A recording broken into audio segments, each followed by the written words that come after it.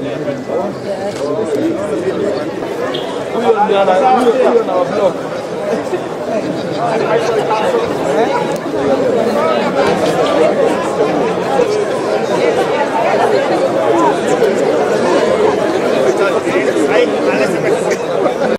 you know, my brother, Professor Machogu, is really, you know, we really need to give it to that man, because he has really faced the bull by the horns. He is slaying the dragon in terms of mismanagement of our public universities, in terms of transforming the way we finance our public universities.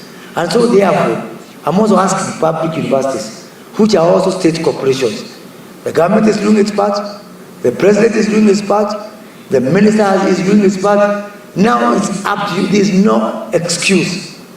There is no excuse for not having prudent financial management. Through the new financing scheme for our universities, we are sure that our universities can be afloat. We are sure that our universities can break even. So they have want to call all the members from the councils, from our universities, and all of us really, to really put special emphasis on this issue of financial prudence. And not just because it's a presidential directive. This year, KRA, and I don't know whether KRA is here, we are going to have 3 trillion. At best, our target is 3 trillion of ordinary revenue. Through e-citizen, we will increase revenue available for us to carry out programs for development by 50%. 1.5 trillion to be added, available for us. If we get the 3 trillion and we add 1.5 trillion through e-citizen, we can pay our debts, we can stop borrowing, we can give more attention to development, and we can try to turn around this economy. So please, this issue of e-citizen is not an issue of compliance. It is an issue of patriotism. If you love this country, please give special attention to this issue of being on e-citizen, to this issue of digital migration, to this issue of digitization of our services. Today, 5% of you are giving dividends to government, 5%. Yet, Kenya Commercial Bank, for which Kenya government only owns 17%, it is giving more dividends to government than all of you combined. Because people who are there and who are using their brain that time, they privatized Kenya Commercial Bank, which one day was a full-fledged parastatal. Today, Kenya government owns only 35% of Safaricom. Safaricom gives Kenya government more dividends than all of you combined.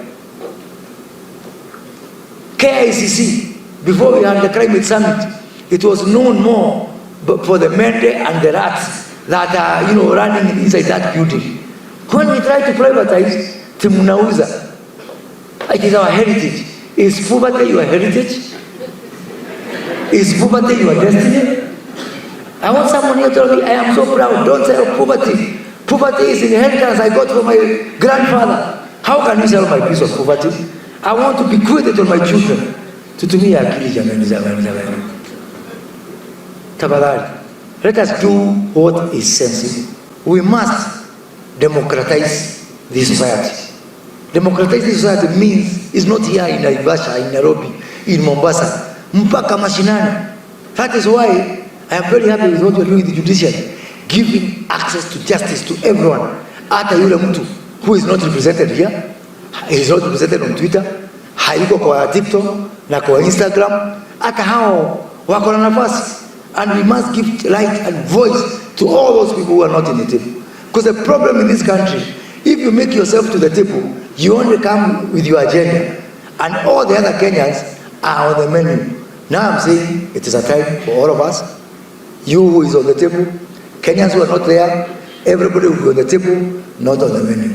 ICS is committing to promoting the practice of good governance in our state corporations, just like I've said. This year, 2024, the Institute has lined up a series of trainings relevant to the board members, senior management and secretariats in state corporations, and we have got the information which will be shared with all of you. I don't want to get into that detail, but some of them are touching on board evaluation, which is very key. And actually, the discussion today I had with FCS Simon Limudi and the chair is that after this induction, what is next for our country? And we were saying, after you have all been trained and considering the budget that you normally expend in the interest of the public, the next stage should be to find out what is the impact of this training. And therefore, board evaluation comes into being. Those academicians who are here, I wish to mention that probably those who are doing PhDs and so on and so forth, that's a subject matter you can research on and give us an authoritative outcome so that as a country, we are able to speak from a point of knowledge. And sir, we are also assisting our neighbors like Tanzania and Uganda, so that they also come into the same platform, so that when we are talking about governance issues, it becomes an agenda at the East African community.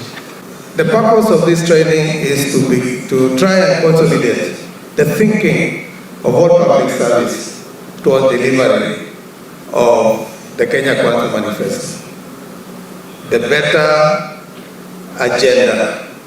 And we are sensitizing and taking these board members and CEOs through this Mongoza training to reinforce on corporate governance, reinforce on the integrity of board members, so that they can deliver on the agenda of this government. We have the pleasure, Honorable CS, to have people here drawn from various experiences, various field of expertise. You know, the chairs and the directors and everybody, they are drawn from public service, those who have been in public service, private sector, some of them even businessmen. And it is important that we take them through this training so that they understand how public service